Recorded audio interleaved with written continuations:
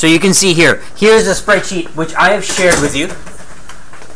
You need to go through the spreadsheets and see what have I typed in each of these cells, which you can see right up here.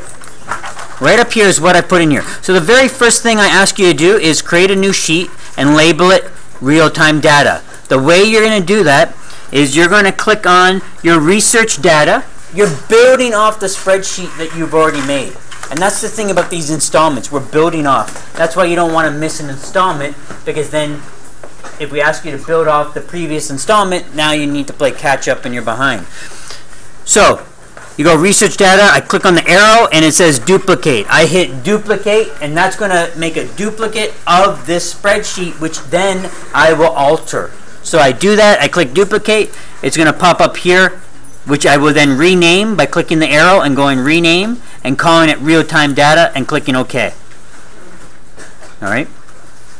So what I need to do is add what I have up here. The first thing you need to do is look at what I have as its columns, and you want to have all these where they are. So under A you will have company name, under B you will have the ticker symbol, under C you have the current price.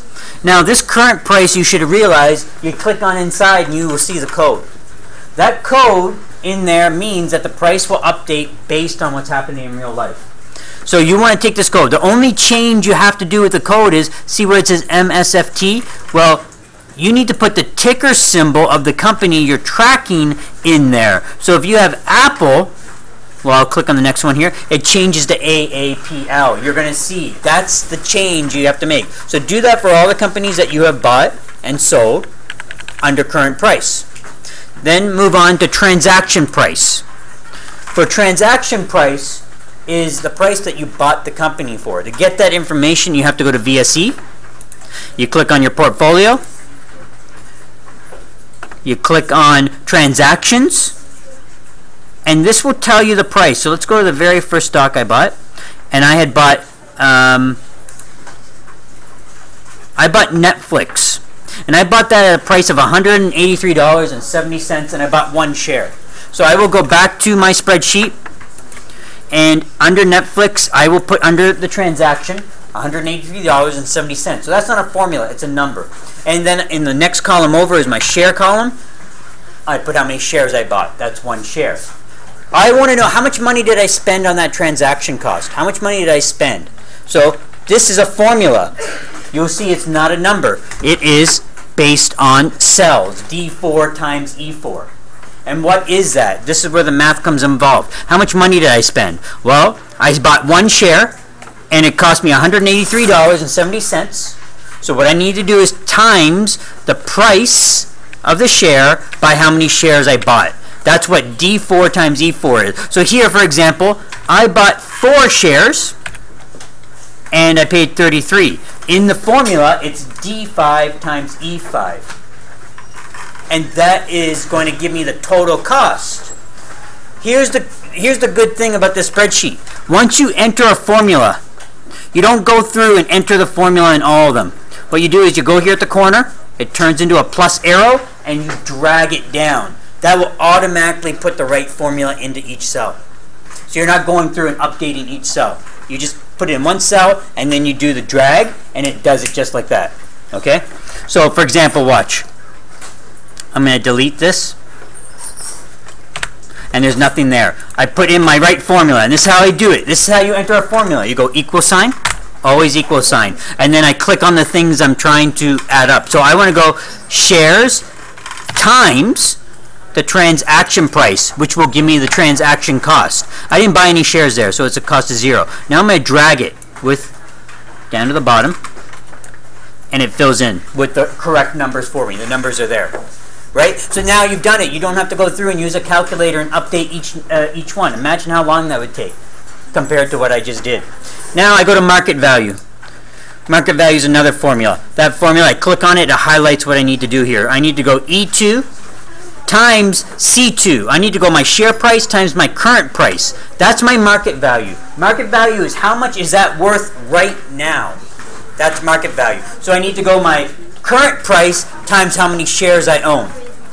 Same thing. Enter the formula and then drag it down. Gains, losses. Gains losses is how much you paid for it to how much it's worth now. So if you buy it for $5 and it's worth $8 now, you've just made $3. How would you figure that out? You would go 8 minus 3, obviously. You would go your market price minus the cost price. So let's look at that formula. That's G2 minus F2. G2, sorry, G2 minus F2. So you're minusing this from this.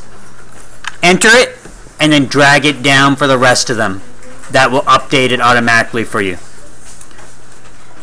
Percent of my total cost, or sorry, percent of my total market value. Is that this is important. You need this to be correct because this is what you're going to make the graph with. So I go, here's the formula. This time it's different. It's F2 divided by K1. Well, I need to figure out, how did I get K1? How did I get that? Well, it's sum of G. So I go to column. This is how I do it. Let me delete it.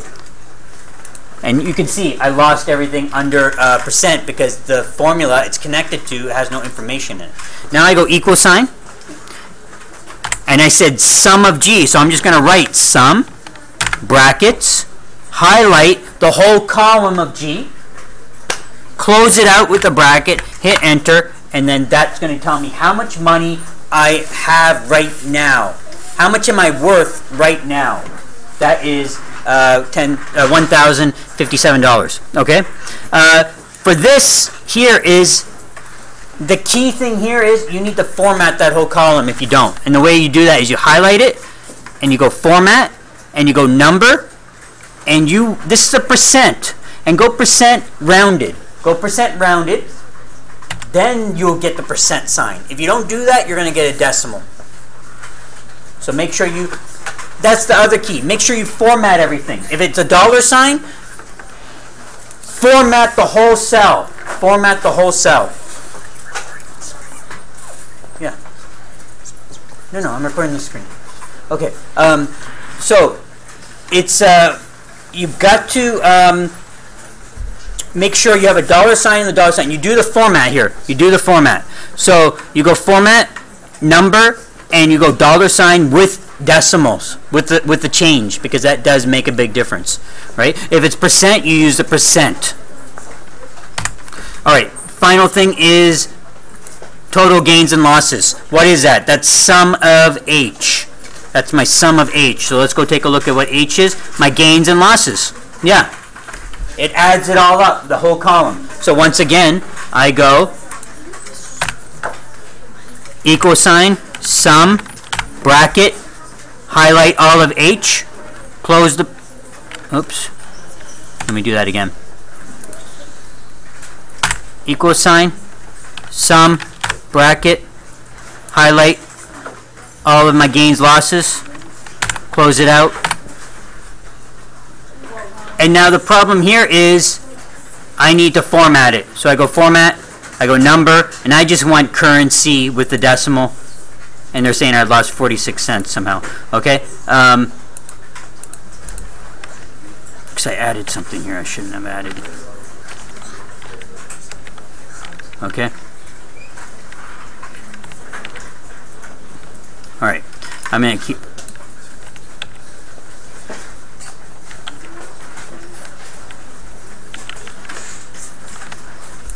Okay, anyway, I'm not going to save this any longer, but